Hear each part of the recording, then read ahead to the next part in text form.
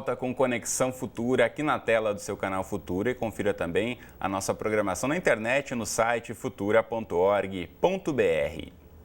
E como parte das comemorações pelos 450 anos da fundação do Rio de Janeiro, o Museu do Meio Ambiente está promovendo um ciclo de seminários com o objetivo de repensar o passado, o presente e o futuro da cidade, tendo como base o meio ambiente. O ciclo, que começou no dia 11 de março, vai até novembro, reúne especialistas de diferentes perfis que abordam aspectos da paisagem e da natureza. A gente conversa agora, então, com a nossa consultora de sustentabilidade e empreendedorismo, Amélia Gonzalez, sobre a importância desses seminários para o debate sobre o futuro da cidade do Rio. Amélia, bem-vinda ao estúdio do Conexão, tudo bem com você? Obrigada, bem-vindo. Obrigado. Então, aqui eu quero começar a falar sobre essa questão da cidade do Rio de Janeiro, conhecida no mundo inteiro pela natureza, e muita gente não sabe que a cidade se construiu a partir do que a cidade também oferece de espaços naturais. Exatamente. Quer dizer, na verdade, a cidade do Rio de Janeiro, ela foi construída, e isso eu aprendi nesse seminário no Museu do Meio Ambiente, porque eu fui lá nos últimos dois, em março e ontem. A cidade do Rio de Janeiro, ela foi construída, ela está praticamente sobre água. Uhum. Então, a gente fala muito, por exemplo, o ícone de problemas de enchente aqui na cidade é a Praça da Bandeira.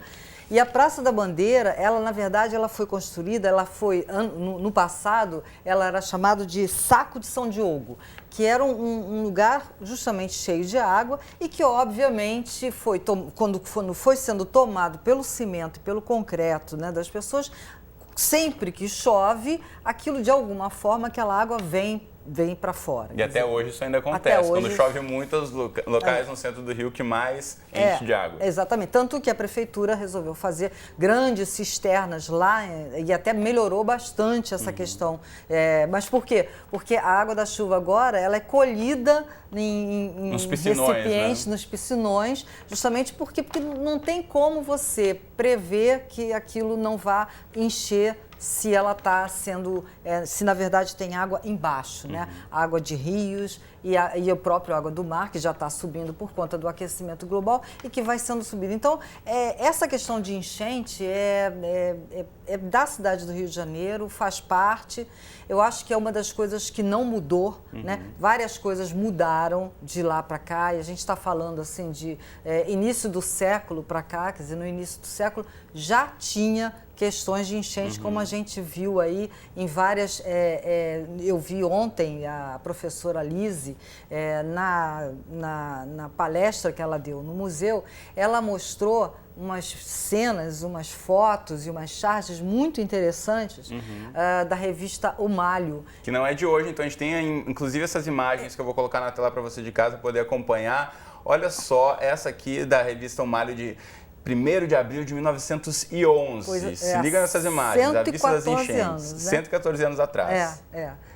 E aí, essa imagem aí está mostrando o prefeito do Rio de Janeiro, que na verdade era o prefeito, chamava Bento Ribeiro, conversando com um ministro, e ali do ladinho, ali com aquele guarda-chuva, é o Zé do Povo. Zé do Povo. Que era um personagem que estava pedindo assim, poxa, que bom que pelo menos vocês, poderosos agora, estão se unindo para tentar melhorar a nossa vida aqui na cidade, porque a situação é calamitosa. Uma das coisas que ele fala é assim, acabem com este espetáculo contristador e deprimente, que depois de me prejudicar tanto e roubar a vida dos meus semelhantes, faz ir por água abaixo a fama da nossa engenharia e até o bom nome do Brasil entre as nações progressistas. Quer dizer, e aí eu fico pensando assim, uma das coisas que mudou é que essa fama de progressista, eu acho que está querendo vir e está vindo para o Rio de Janeiro. Quer dizer, o Rio de Janeiro, ele virou uma city marketing, né? E eu acho que a partir daí é que a gente tem que começar a repensar um pouco a cidade, porque nessa época em que tinha essas enchentes todas, que já prejudicavam e muito a vida do cidadão, nós vivíamos com 1.400.000 pessoas. E agora a gente passou de 6 milhões. Exatamente. Então isso é uma mudança que não acho que seja a única raiz dos problemas, porque afinal de contas, ser humano junto também é criativo, né? Também pode ser capaz de inventar soluções, né? Sem dúvida, criar soluções para os problemas encontrados. Exatamente. Né? A gente tem inclusive uma outra imagem também que a gente vai colocar na tela para você de casa aí dos quadros do Progresso, muito engraçado aqui. Engraçado se não fosse trágico, né? Mas uma charge retratando de forma bem humorada aí os únicos meios de locomoção em dias de enchentes na cidade do Rio de Janeiro. Então era já está aí meio que pensando como é que poderia ser os veículos leves sobre trilhos, né? Que aí na verdade é o bonde, né? O bonde sendo colocado como uma opção. E que teria que ser andar no espaço aéreo, porque as ruas estão cheias e está problemático aí. Sem dúvida. Agora tem uma programação extensa acontecendo ao longo de todo o ano, na comemoração dos 450 anos do Rio de Janeiro. Isso.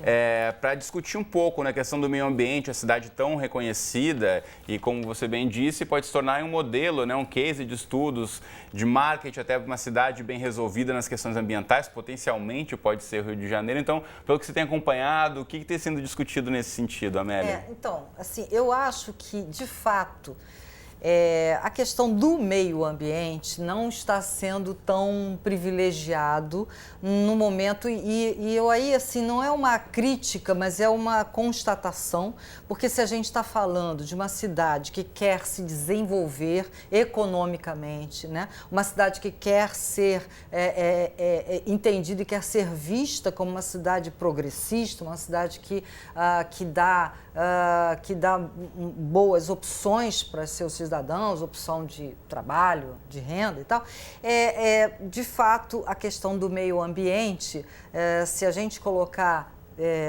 entre as duas coisas, quer dizer, entre ser humano e meio ambiente, óbvio que o ser humano, né, que vivemos numa era antropocêntrica, não é à toa, o ser humano vai querer ter o primeiro lugar, o privilégio nessa questão. Quer dizer, então, o meio ambiente, de fato, acaba ficando para trás e o que a gente vê são obras e mais obras, né? Foi interessante que ontem, nesse encontro, a presidente do Jardim Botânico, Samira Crespo, lembrou até que nós estamos numa época de bota abaixo que é mais ou menos parecida com a época do Pereira Passos, que também botou abaixo a cidade do Rio de Janeiro, e a gente está meio que vivendo um pouco essa... Para quem não mora aqui no Rio, não acompanha, mas a cidade está cheia de obras, na região central principalmente, né? Justamente. A questão da região portuária e tantas outras, então muitas obras pela cidade. Sobretudo na região portuária, que é a região que está sendo, né, mais privilegiada, mas que isso daí é o tipo da coisa. Outro dia eu atravessei um túnel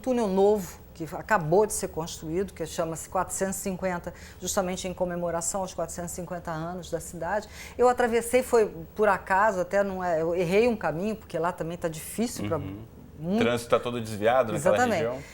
E aí eu fiquei impressionada com a quantidade de concreto, sabe? Com a quantidade de não verde, porque é perto do mar.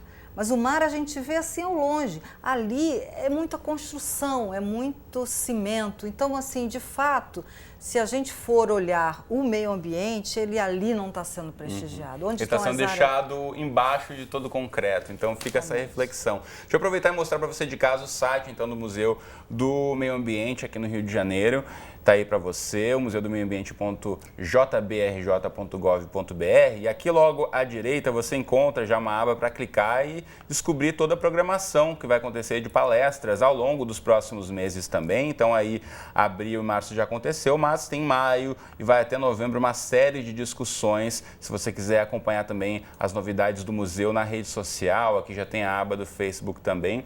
A Amélia vai continuar acompanhando, né, Amélia, nas próximas discussões e trazendo novidades para a gente aqui. É bem legal porque inclusive é de graça, você pode chegar lá, é uma salinha aconchegante e na verdade, o que eles chamam de conversa, porque de fato acaba sendo isso, acaba sendo uma conversa entre os especialistas, entre palestrantes. Ontem também teve lá o Gustavo Martinelli com sua visão de biólogo, que é completamente, enfim, a favor do meio ambiente, foi bem interessante também, além dessa professora de história que trouxe, Lise, que trouxe toda essa questão do malho e de, enfim, de perceber né, é preciso perceber que a gente tem uma história nessa cidade, que essa história ela pode ser ou construída, né, ou então ela pode ir sendo revisitada por nós mesmos, entrando em sites, buscando essas informações. Sem dúvida, informações importantes, aí não só para quem mora aqui no Rio, mas para o Brasil inteiro. Por agora, nosso tempo acabou, então, Amélia, foi um prazer conversar com você. Obrigado. Tá bom, igualmente. Boa tarde.